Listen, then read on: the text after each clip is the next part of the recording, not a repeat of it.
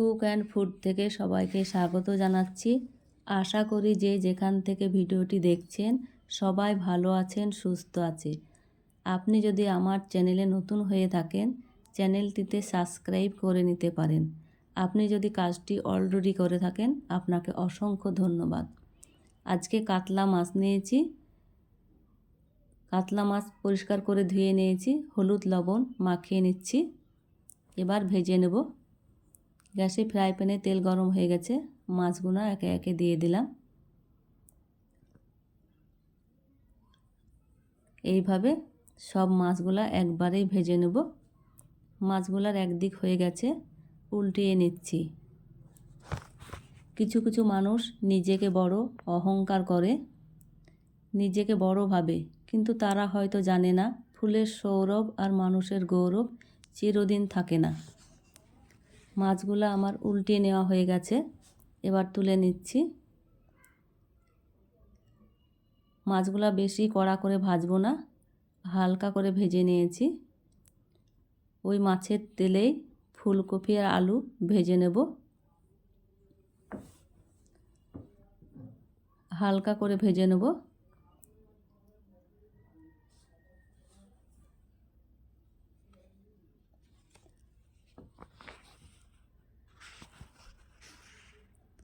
আলু ফুলকপি ভাজা হয়ে গেছে, নামিয়ে নিয়েছি। কড়াইয়ে তেল চাপিয়ে পেঁয়াজ কুচি দিয়ে দিলাম, ভেজে নিচ্ছি। হালকা ভাজা হয়ে গেছে। ওপর দিয়ে টমেটো, হলুদ গুঁড়ো, লবণ, লঙ্কার গুঁড়ো, জিরের গুঁড়ো, আদা রসুনের পেস্ট সব কিছু দিয়ে মশলা ভালোভাবে কষিয়ে নেব। মশলা ভালোভাবে কষানো হয়ে গেছে। ওপর দিয়ে ভেজে রাখা ফুলকপি আলু দিয়ে আবারও কিছুক্ষণ ভালোভাবে কষিয়ে নেব। কষাতে কষাতেই অর্ধেক সেদ্ধ হয়ে যাবে।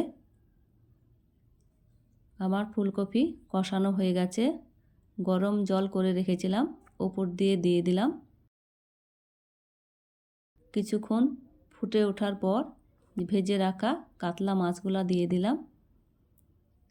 এইভাবে আপনারা রান্না করে দেখতে পারেন। মাছগুলা সব দিয়ে দিয়েছি, ওপর দিয়ে ঢেকে রান্না করে নেব। কিছুক্ষণ রান্না করার পর ঢাকনা তুলে নিয়েছি।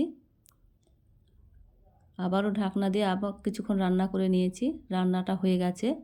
ওপর দিয়ে ধনেপাতা কুচি ছড়িয়ে দিলাম। এবার নামিয়ে নিয়েছি, একটা বাটিতে তুলে নিচ্ছি। দেখুন, ফুলকপি দিয়ে কাতলা মাছ অসম্ভব মজার হয়। দুপুরে গরম ভাতের সঙ্গে কাতলা মাছ দিয়ে ফুলকপি থাকলে আর কথাই হবে না। ভিডিওটি যদি ভালো লেগে থাকে একটি লাইক দিতে ভুলবেন না। খেতে অসম্ভব মজার হয়েছে। আপনারা একবার এইভাবে করে দেখতে পারেন।